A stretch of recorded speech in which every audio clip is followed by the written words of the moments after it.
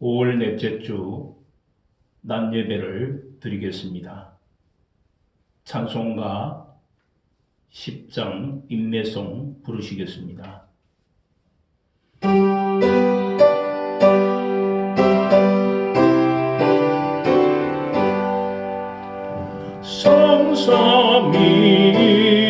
성삼일체께 한없는 찬송을 드립니다. 존귀한 주님을 영광 중 배웠고 영원히 모시게 하옵소서.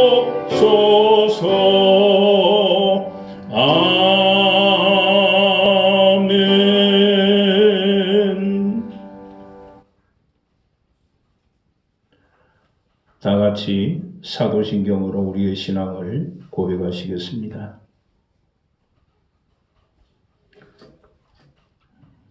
나는 전능하신 아버지 하나님 천지의 창조주를 믿습니다. 나는 그의 유일하신 아들 우리 주 예수 그리스도를 믿습니다. 그는 성령으로 잉태되어 동정녀 마리아에게서 나시고 본디오 빌라도에게 고난을 받아 십자가에 못 박혀 죽으시고 장사된 지 사흘 만에 죽은 자 가운데서 다시 살아나셨으며 하늘에 오르시어 전능하신 아버지 하나님 우편 앉아 계시다가 거기로부터 살아있는 자와 죽은 자를 심판하러 오십니다. 나는 성령을 믿으며 거룩한 공교회와 성도의 교제와 죄를 용서받는 것과 몸의 부활과 영생을 믿습니다. 아멘. 광고 말씀드립니다. 영상 예배를 통해서 은혜 받으시기를 바랍니다. 그리고 모든 교회가 현장 예배를 전환하고 있습니다만은 지금도 확산되고 있는 코로나19로 인해서 교회들이 멈칫 현장 예배를 그렇게 하고 있습니다. 그러나 여러분들께서 발열과 인후통이 없거나 또 건강한 분들은 코로나19를 유의하시고 그리고 수칙도 지키시면서 현장 예배에 참석을 하시면 좋겠습니다. 그리고 6월부터는 오후 예배를 드리려고 예정 중에 있습니다. 혹 더 확산이 되면 오전 예배만 우선 더 드릴 예정이지만 그러나 여러분 기도를 많이 하시기를 바랍니다. 6월부터는 오후 예배도 할 수 있도록 여러분 기도를 부탁을 드리겠습니다. 그리고 과정에서 늘 광고 말씀드립니다만은 성경 말씀을 묵상하시면서 늘 마음에 두고 있는 전도 대상자들을 위해서도 끊임없이 기도해 주시기를 바랍니다. 그 외 다른 것은 주보나 혹은 광고를 다시 드리기로 하겠습니다. 이제 찬송가 185장 찬송하시겠습니다.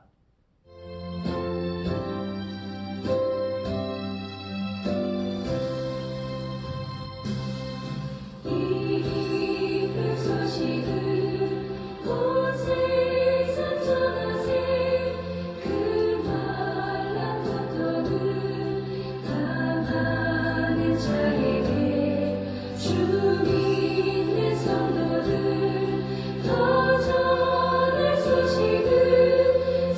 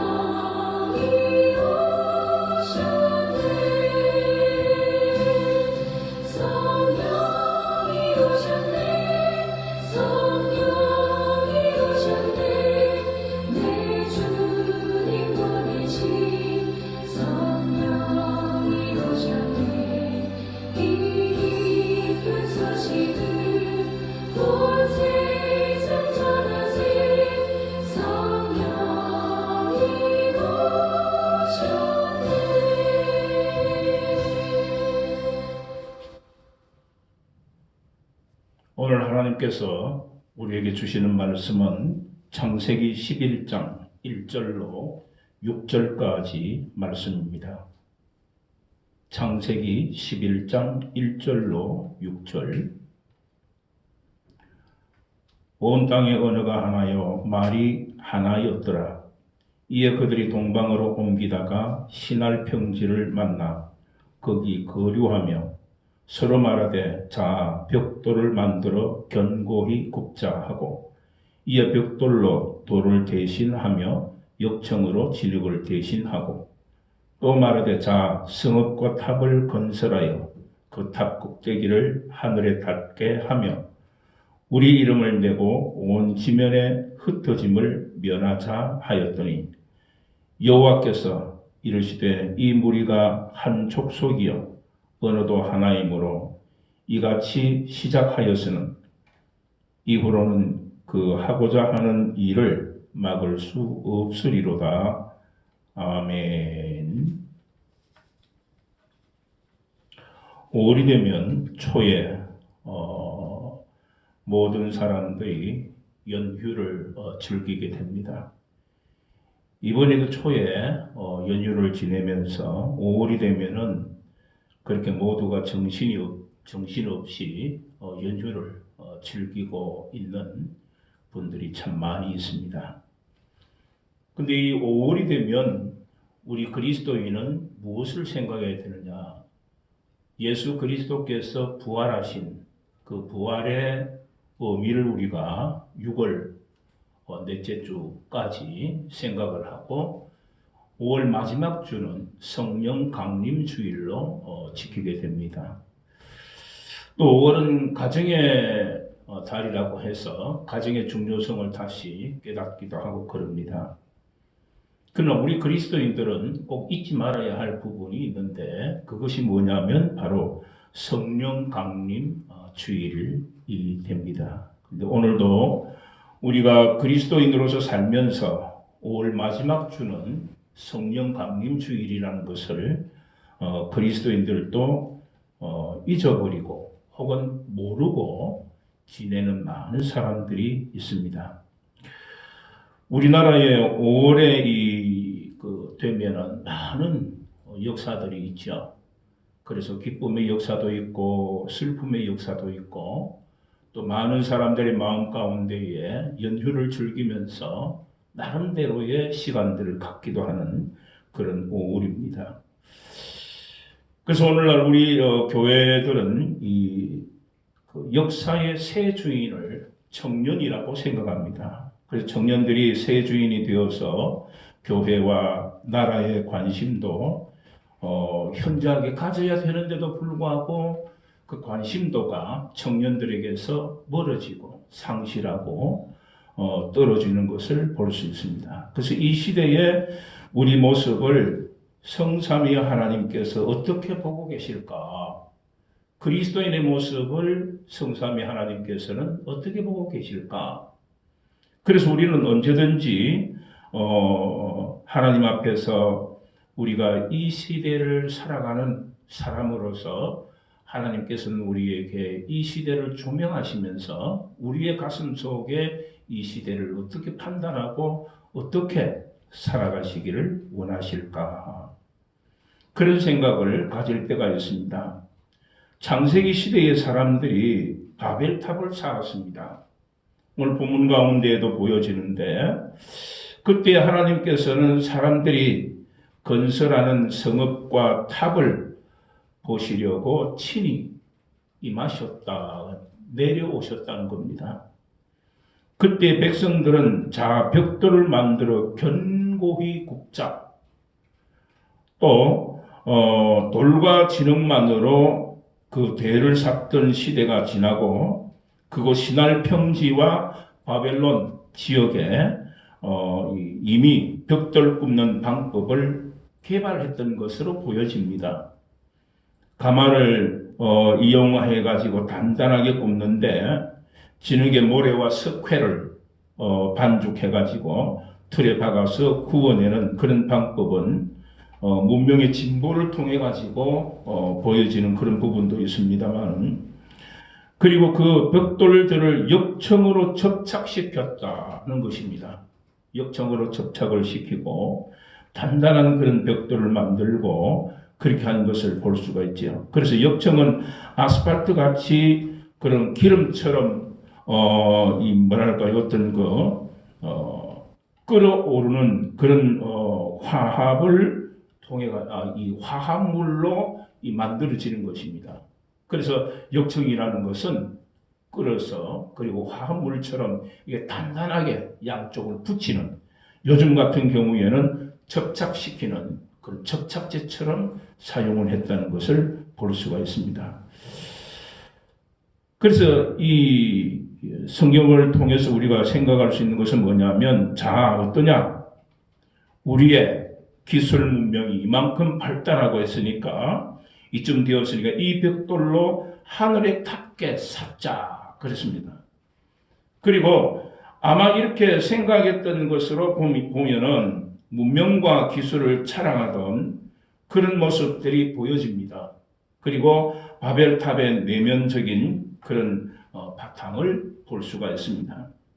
문명의 발달과 더불어서 사람들은 점점 하나님을 잃어버리고 있습니다. 오늘날 세대도 그렇습니다. 오늘날 이 시대를 조명을 해보면 산업의 발달로 말미암아서 많은 것이 상실되어 가고, 그리고 사람들의 가슴 속에는 잃어버리는 것이 얼마나 많은지 모릅니다. 그래서 이런 모습을 보면은 벽돌과 역청만 있어도 하나님과 한번 대결해 볼 수 있다는 그 당시의 사람들의 마음을 우리가 알 수 있다는 것이죠. 이제 오늘날 보면 산업이 발달되고 그러니까 이제 로봇을 부리고 그리고 우주로 여행하게 되는 시대인데, 그런데 하나님을 향한 교만이 어찌 없을 수가 있겠느냐. 오늘 많은 사람들의 가슴 속에는 하나님을 상실하고 과학과 그리고 의학과 문명에 그들의 마음을 쏟고 있기 때문에 결국은 하나님을 향한 믿음과 삶은 떨어져 버리고 말았다는 거죠. 그것은 바로 인간이 가지고 있는 교만 때문에 그렇습니다. 바벨탑 사건도 인간의 교만을 말해주고 있는 것입니다. 오늘날도 그렇다는 거죠. 그래서 하나님을 함부로 언급하고 그 섭리를 의심하고 그리고 뿐만 아니라 맹렬히 공격하는 사람들도 있습니다. 하나님이 어디 있느냐? 하나님의 존재는 이렇다라는 자기 생각에, 자기 교만에, 자기 이기적인 생각 속에 빠져있는 사람들이 상당히 많이 있습니다. 이런 교만과 이기주의는 신앙의 위기를 불러오게 됩니다. 그렇게 되니까 사회와 가정을 병들게 하고 마는 것입니다. 옛날에는 많은 사람들이 기독교 학교에 아이들을 많이 보냈습니다. 왜냐하면 그들의 삶에 종교적인 어떤 측면이 들어가게 되면 삶의 모습 속에서 잘못된 길로 갈 때는 바른 길로 인도할 수 있고 그 마음 가운데 뭔가 결정할 수 있는 일들이 생겼다는 겁니다. 그러나 오늘 많은 사람들이 종교에 대하여서 혹은 기독교에 대하여서 생각들이 달리하고 있습니다. 그렇기 때문에 많은 범죄가 일어나고 아이들의 가슴 속에는 상처가 되고 그 젊은이들의 마음 가운데는 하나님이라는 존재는 떨어져가고 상실되어 가고 있는 이 시대에 우리가 살고 있습니다.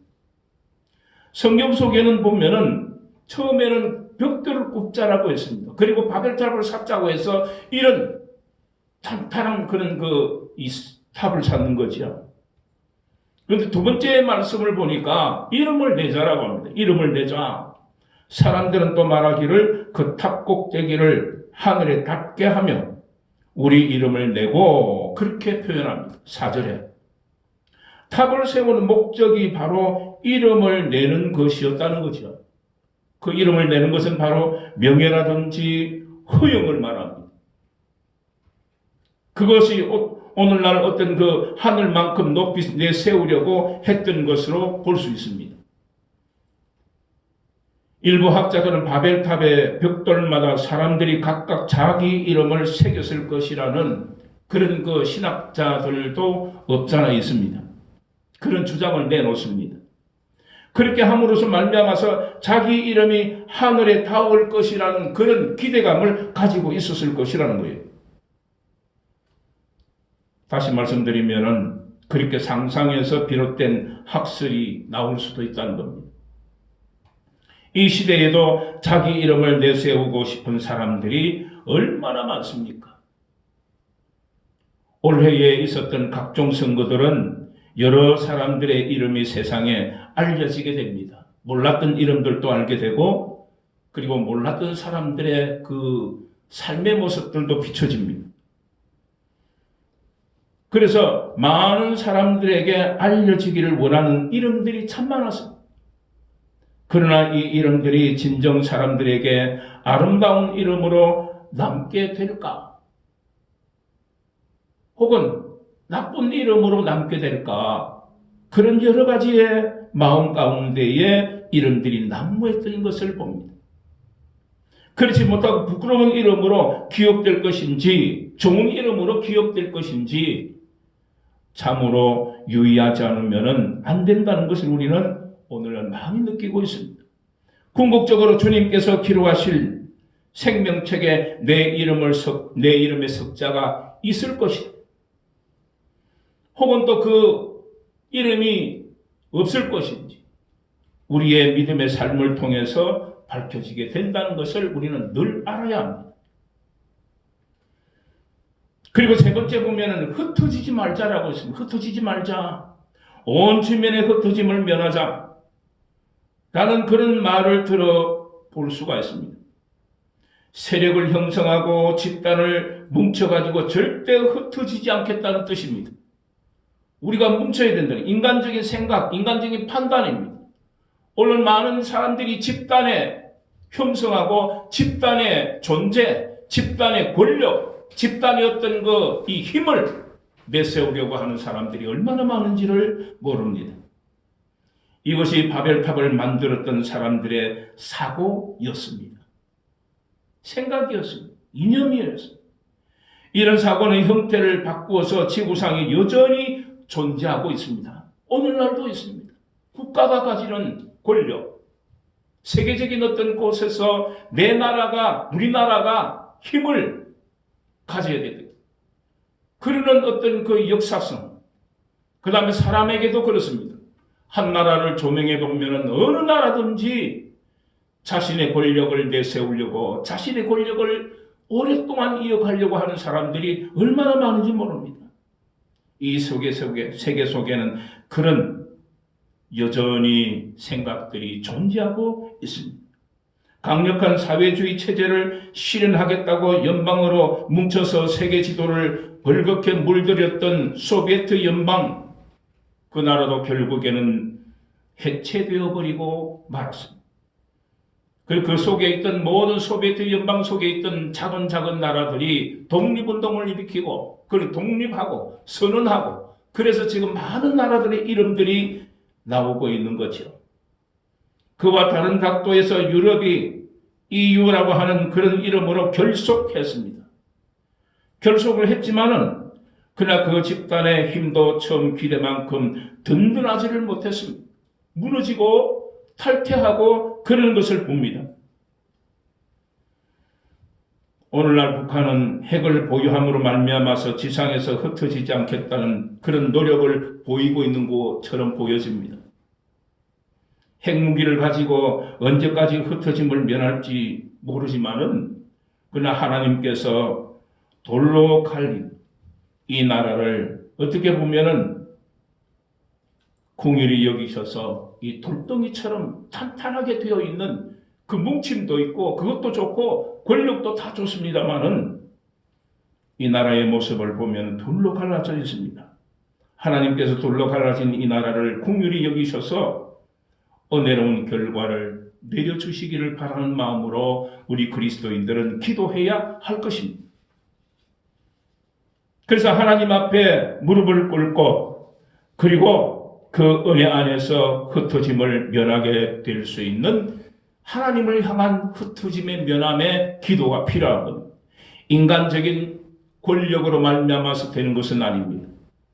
독재 정권으로 흩어짐을 면해서 그래서 그 나라들도 어떻게 보면은 볼 수 있습니다. 그래서 민주화 운동을 총칼로 억누르는 그런 국가도 있습니다. 권력층의 부패를 다른 눈가림으로 감추려고 하다가 결국 무너지고 마는 국가들도 있습니다. 흩어버리기도 하시고 다시 모이기도 하시는 분은 바로 인간의 권력이 아닙니다. 인간의 생각과 인간의 이념이 아닙니다. 우리는 분명히 그리스도인으로서 생각해야 할 것은 뭐냐? 이 모든 것의 섭리자는 바로 하나님이시라는 거예요. 전능하신 하나님께 달렸다는 것을 우리는 기억해야 하는 것입니다. 그래서 이 바벨 탑의 모습을 보면서 나중에 하나님께서 그들의 언어를 흩어버리신 이런 모습을 우리가 생각을 하면서 그들의 뭉치려고 했지만, 권력을 가지려고 했지만, 그러나 하나님께서 그들을 흩으셨다는 사실을 우리는 알아야 할 것입니다. 사랑하는 성도 여러분, 이 바벨탑의 사건 속에 또 하나는 뭐냐면은 하나님 오시는 것을 싫었습니다. 성령의 임재를 싫어했다는 겁니다. 하나님께서 바벨탑을 쌓고 있는 인간들에게 내려오셨습니다. 문명이라는 벽돌을 쌓으면서 하늘까지 이름을 내고 흩어짐을 면하려고 했지만은, 그러나 그 인생들을 보러 하나님께서는 내려오셨다는 거예요. 권력을 가지고 탄탄한 자기들의 어떤 그 흩어짐을 면하려고, 그리고 가지고 있었던 그런 생각과 이념 속에 하나님께서는 인생이라는 것을 보시기 위해서 오셨다는 겁니다. 그 하나님은 언제나 우리들을 보시러 직접 임하신다는 겁니다. 권력의 현장과 그에 저항하는 민중의 모든 현장에도 찾아오셔서 모든 것을 보고 계신다는 것을 우리는 알아야 합니다. 거짓말을 하고 있는 사람들도 보시고, 굶주리고 고통받는 가난한 사람들도 하나님께서는 보십니다. 뿐만 아니라 어린이를 또 보면은 가난으로 말미암아서 병들어서 많은 그곳을 돕자고 하는 텔레비를 통해 가지고 광고를 하는 모습들을 보게 됩니다. 그런 나라도 있다는 겁니다. 그런 나라도 하나님께서 보시는 거예요. 어느 누구의 손길을 통해서 그 어린 아이들을 돕기를 원하시는 겁니다. 그런데 상실한 모든 것이 회복되기 위해서는 하나님의 전능하심을 통해서 그리스도인은 기도해야 할 것입니다. 성실한 어린이들은 부모님이나 선생님이 오시면 반갑다고 자랑스럽게 잘못을 저지르고 있던 어린이들은 부모님 앞에서 혹은 선생님 앞에서 감추려고 합니다. 당황해합니다. 하나님께서 오시는 것이 무척 싫은 사람도 있다는 거지. 사랑하는 성도 여러분, 오셔서 보시는 하나님께서는 그 모습이 옳지 못하면 엄히 벌하십니다. 그리고 뿐만 아니라 인간이 계획했던 욕심의 탑을 무너뜨려서 하나님께서는 그 모든 것을 순식간에 위에서부터 궁하면서 넘어지는 것이라는 것이죠. 그러면 어떻게 무너져 버리는가? 자, 우리가 내려가서 7절에 그렇게 말합니다. 자, 우리가 내려가서, 여기서는 하나님의 존재를 복수로 표현하는 우리라는 표현입니다. 성삼위 하나님을 의미하고 있는 곳입니다. 그래서 성삼위 하나님께서 오셔서 언어를 혼잡게 하시고 온 지면에 흩어버리셨다. 언어를 혼잡하게 하신 것이 인간에게 내리신 하나님의 바벨탑을 향한 벌이었습니다. 그렇게 되고 보니까 서로 힘을 모아서 일할 수 없게 되어서 탑은 자연히 무너지고 말았습니다. 서로 언어가 틀리니까 무엇을 어떻게 사가야 될지를 모르는 거예요.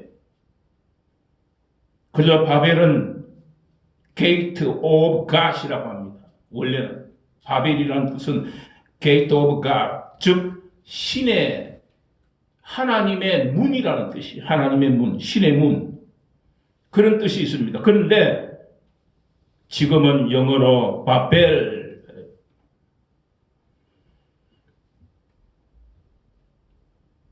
곧 짓그림이라는 뜻이에요.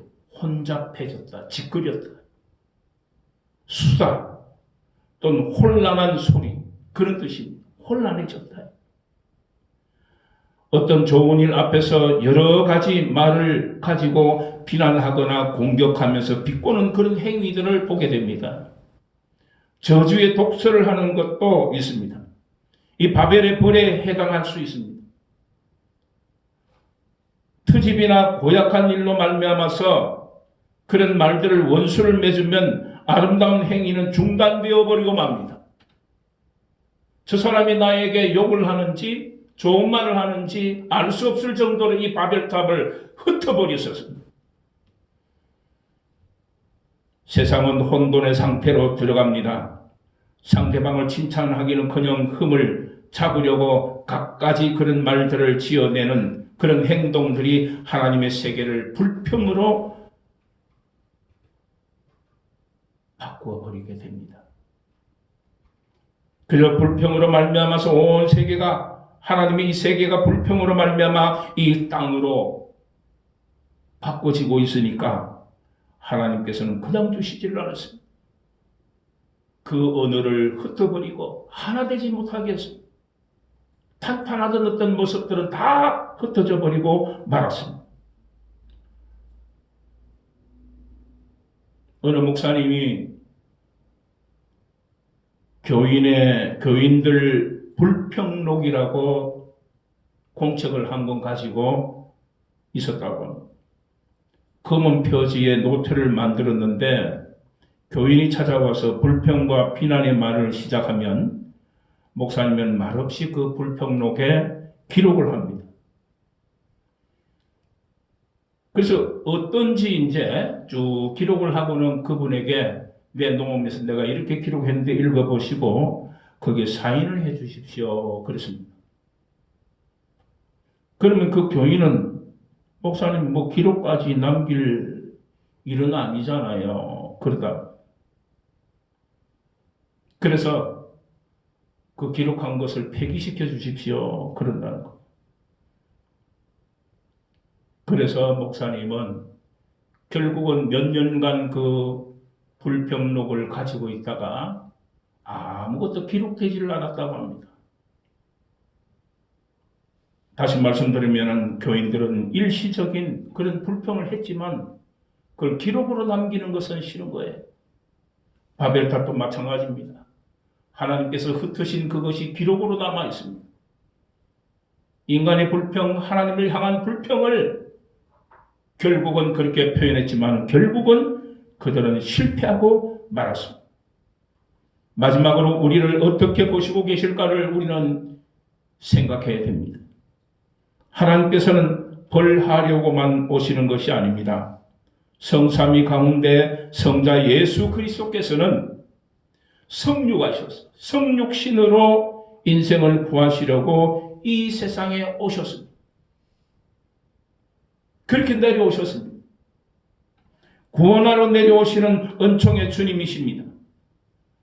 우리를 보러 오셨을 때 구원의 주님을 맞아들일 준비를 갖추고 깨어 졸지 아니하고 문을 열어놓고 그리고 잠그지 않고 기쁨으로 예수 그리스도를 맞이해야 합니다. 그 첫 번째는 예수 그리스도께서 부활하시고 그리고 약속대로 성령 보혜사를 보내주시겠다고 하셨습니다. 이제 다음 주는 성령 강림 주일입니다.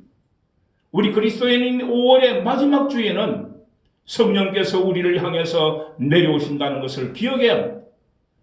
우리가 이 세상에서는 바벨탑을 쌓고 있지만 그러나 그 바벨탑을 통해서 우리의 모습들은 다 상실되었다고 생각할 때 새롭게 나를 조명하고 계시는 하나님의 임재, 성령의 임재, 예수 그리스도의 오심을 우리는 기억할 수 있는 성삼위 일체의 하나님을 기억해야 할 것입니다.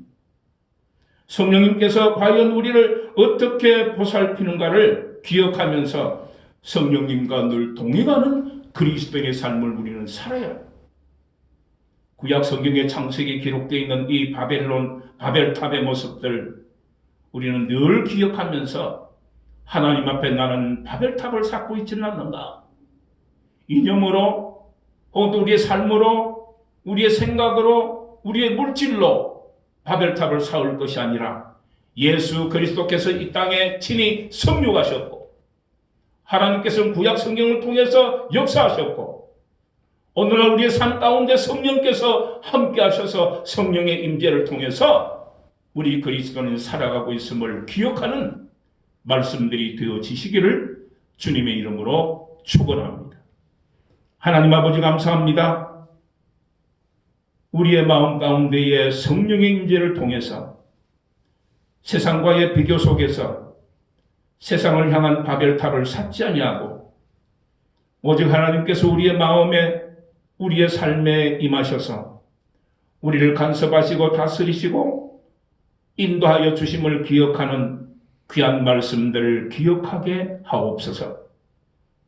권세와 자신들의 단단함과 흩어짐을 면하기 위해서 바벨탑을 쌓았는데 하나님께 닿으려는 그 교만 때문에 결국은 하나님의 흩어심으로 모든 것이 실패하고 끊어졌습니다. 하나님 우리에게도 함께 주셔서 인간적인 바벨탑을 쌓는 것이 아니라 하나님을 향한 믿음의 탑을 살 수 있는 그리스도인이 되게 하옵소서. 예수님의 이름으로 기도드리옵나이다. 아멘. 이제는 우리 주 예수 그리스도의 은혜와 하나님 아버지의 극진하신 사랑과 성령의 감화감동 역사 섭리하심과 충만하심이 이제 말씀을 듣고 세상의 바벨탑이 아니라 믿음의 탑을 쌓아 성화되어 하나님의 은혜 가운데 거하기를 소망하고 흩어지는 이 무리 위에 이제로부터 영원토록 함께 하시기를 축원하옵나이다. 아멘.